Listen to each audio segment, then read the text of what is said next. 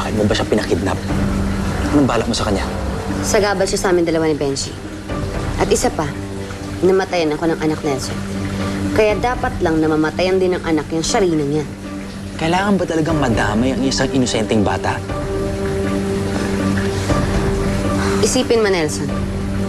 Kapag nawala ang batang yan, mawawala yung kaisa-isang bagay na nag-uugnay kina Sharina at Benji. Mawawala ng dahilan para magkabalikan pa sila. At hindi lang naman ako makikinabang dito.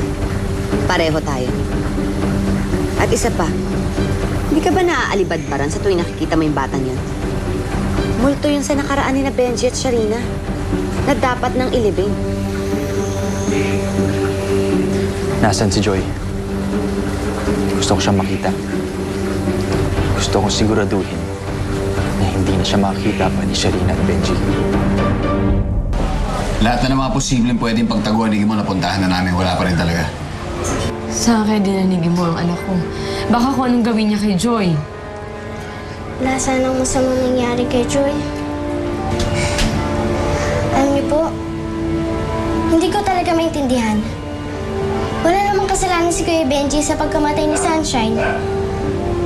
Tsaka, bakit siya yung sisisi ni Kuya Gimo? Bakit si Joy yung pinagbubuntunan niya ng galit niya? Eh, alam mo naman sige mo mag-isip. Pilosopo, baluktot mga tuwiran. Alam mo, kapag nagkaharap kaming dalawa, di na ako naduduwag doon. Lalabanan ko na siya. Eh, maling-mali na yung ginagawa niya eh. Huwag kayong mag-alala. Marami akong kakilala nung nag-wedding pa ako. Tatanungin ko sila. Baka may alam sila ng pinagdalhan ng tarantadong Gimo na to sa apo ko. Lola Ingay, salamat po Kahit ano pong tulong para mahanap ang anak ko, kailangan ko po. Ako, Sharina. Huwag kang magpasalamat. Konti pa lang yan.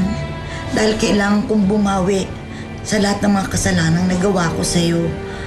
Kung alam ko lang na magkakaanak kayo ni Benji, edi sana hindi ko inilihim sa kanya na buhay ka pa. Humihingi ako ng patawad sa'yo, Sharina.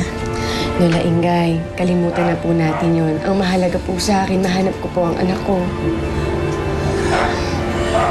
Benji.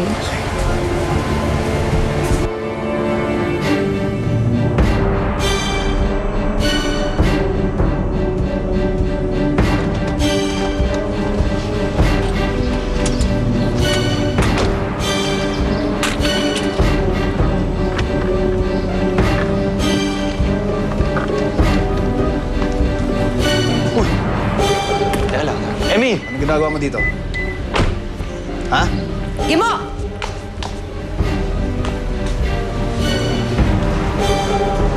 Kakampi natin siya. Hindi siya kalaban. Nagsama ng iba pa dito? Tsaka mo rin yan? May isa lamang ang pakay namin dito. Paghiwalayin si Sharina at Benji.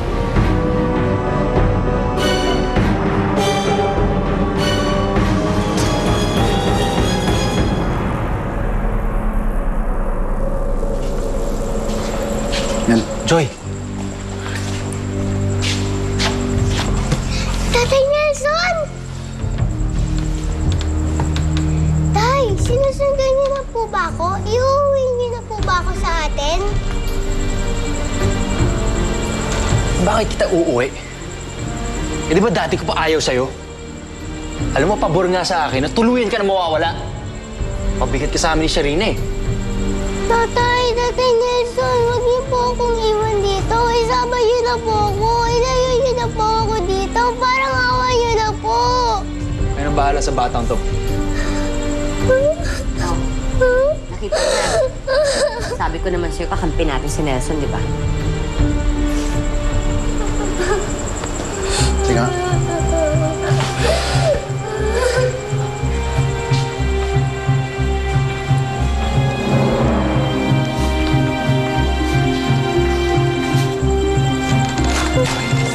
Joy, I'm sorry.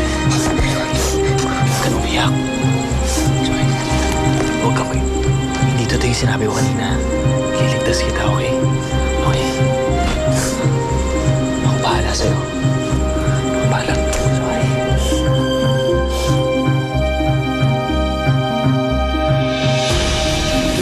Benji, parang ayoko pa umuwi ng bahay. 2 araw na nawawala si Joy eh.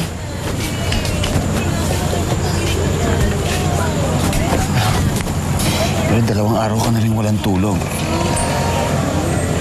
Sherina, magpahinga ka na muna. Baka mamaya ako na pang mangyari sa'yo.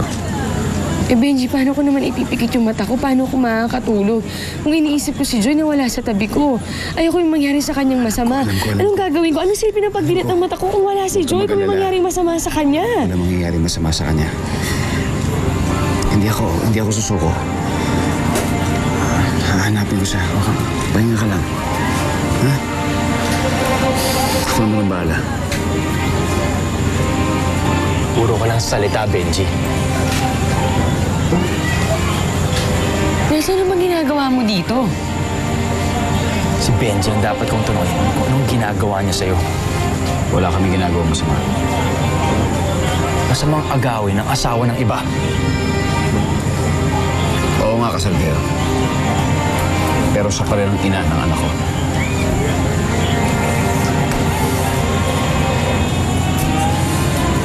Sandali nga, huwag na nga kayong mag-away na dalawa. Nawawala na nga si Joy eh.